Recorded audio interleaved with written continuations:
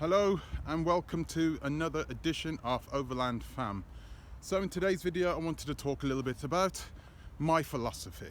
Okay, I haven't been overlanding before, but I think having some form of philosophy will help and help shape your vision before you go overlanding, and will help keep you on course once you help keep you on course once you've started.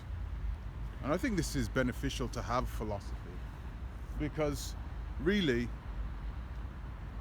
what you are doing, especially when you're with your families, you're doing something that you've never done before, and you're not going to have somebody there holding your hand. So sorry, I'm just watching the dog. She can get annoying sometimes. You don't have somebody there holding your hand, do you?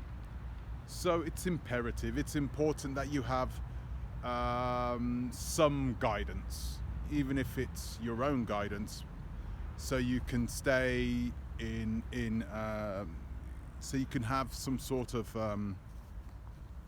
structure to your mental your thoughts before you whilst you're on the road.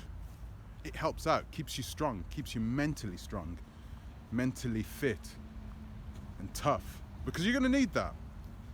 Okay? Driving the peripheral of Africa is not going to be easy. I think you'd be crazy to think it's going to be easy. Yeah, it's likely we're going to have a nice vehicle, a new vehicle. It's likely we're going, it's going to have all the creature comforts, because I'm going to build those into it. It's important for the vehicle to have everything we need. Yeah. So let me just put this glove on because it's freezing out here. So it's imperative. What is my philosophy? What is my philosophy? It's a good question. I don't really have one. But I'm formulating it at this moment, and I'm actually having fun formulating my philosophy. You need to start thinking about the reasons why you're doing it. So I've got multiple reasons why I'm doing it. For one, I was always dead cert that the for one, I was always dead cert. So first of all, you need to ask yourself why you're doing it. And shaping my philosophy, I think, is the reasons. There are a few reasons. So first of all, you got the coming off the end of the pandemic. I don't like saying that because I don't want to, jinx it, but it looks like it's on the way out. That's one. Two, I think that we all want that freedom, basically. So it's a way of being able to let loose and enjoy the privilege of being able to travel the world and have this freedom. I also think it's a privilege to live so close to Africa. There are a lot of people who don't have that ability to jump on a ferry for 30 minutes and travel across into, for me, what is the most incredible continent on the planet. So yeah, there is that aspect. Another aspect is that I'm of African origin. They call us diasporans. My family, in my background, we were moved forcefully from the African continent to the beautiful islands of Jamaica, where we had an extended vacation. I shouldn't make jokes about it, but yeah, it was brutal, it was hard, it was horrible. So, for me, being able to bring our bloodline back to Africa, to travel Africa, to learn about our backgrounds, because, that was kind of ripped away from us as well. Being able to teach my children as well, not just in a way as in sit down with them and teach them, hey, we went from here to there, this were our people. No, it's been able to, at this early age, instill some of the cultural practices and beliefs of Africa. So here in the West, we believe that there are three religions: Islam, Judaism, and Christianity. Hinduism, yeah, we have some Hindus and stuff like that, but they're not mainstream. How can you have a mainstream religion? You don't. You have practices, and you have beliefs. And you know, I was on Instagram the other day, and I saw these Africans throwing away their little statues and effigies and figurines that they normally worship and stuff, and it killed me, and I had to say something about it, because, you know, they were embracing Islam. And as beautiful as Islam is, and don't get me wrong, I am married to a Muslim woman, okay, and both ethnically and she practices as well. You know, oh goodness, I just think that it's important for us to realize that Christianity was not the only thing that was forced on our people 600-700 years ago. It wasn't. And if Islam and Christianity is that beautiful, you wouldn't need to force it on people, right? I mean, it's God, right? And if it really is God, and if he really is powerful, then you wouldn't really care too much about whether people are going to join the religion or not. Clearly, the power of God is going to allow that to happen. So I just think it's a bit ridiculous. But yeah, I also think that we can do more to make sure that our children are aware of more about the history of Africa, pre-colonial history of Africa, not only pre-colonial but pre-slavery as well, because a lot of people, especially in my community, especially those ones in the West, they believe that sort of Africa, their existence began with slavery.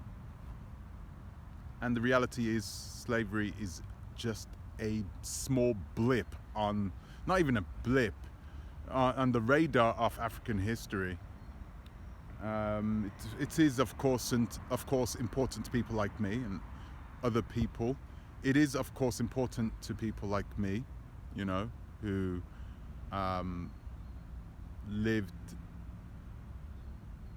you know, whose forefathers came from slavery. You know, I'm here because of them, and because of their resilience to survive. So yeah,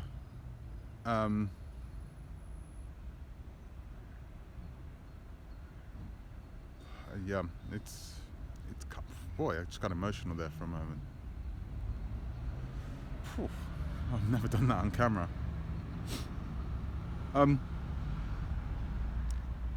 It's important to me to teach our children that we are the good people. We are the good guys in this equation. And good always triumphs over evil. So, anyway, back to what I'm saying. Yes, overlanding. I think it's important. So that is part of my philosophy. What is also shaping my philosophy is family. Being able to bring my family together. Being able to work on the road using our time, because we don't have tons of time. You know, I don't want to live in a world where I have to work 9 to 5 in some office, in some little box somewhere, in a glass building. That for me is a nightmare. That really is. It's like prison to me. That would be like prison to me. Being told by some POS manager where to go, what to do, you know. Nah, I'd rather, I mean, I'm living as an entrepreneur now. I'm self-employed. So I love living this way. I love, you know, having my own, you know, future in my own hands. I don't want to put it in the hands of somebody else. And this is beautiful now because I work from home. And because we work from home, me and my partner, we work from home, we are able to get on the road and continue working, which is beautiful. This is something we've always wanted to do. And even if it's only for 18 months or 2 years, you know, I think it will help shape us as people. I think it will also help shape my partner into believing that there is another life away from, you know, just living in, you know, cities. She doesn't like living anywhere else other than in cities. I'm not a city person. I prefer to be out of the city, away from people. You know, yesterday I went downtown with my wife and the kid, and I was like, oh my gosh, all these people. You know, we live in the city, but we live on sort of just on the outskirts of the city. So it was, you know, we rode our bikes into the city, and I'm thinking, where are all these people going? What are they doing? What are they doing? You know, it's like we burn time, and time is something we have precious little of, really. So, guys, you know, those are some of the things that are shaping my philosophy and shaping the reasons why I'm doing this, you know, and they will help me formulate my path as we go into the yonder, you know. I'm just hoping that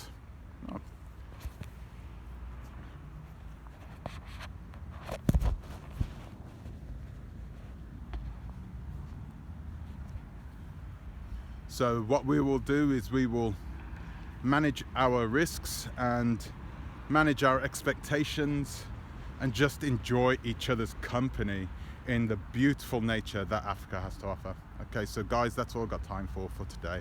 Thank you for watching. I'll see you in the next one. Ciao.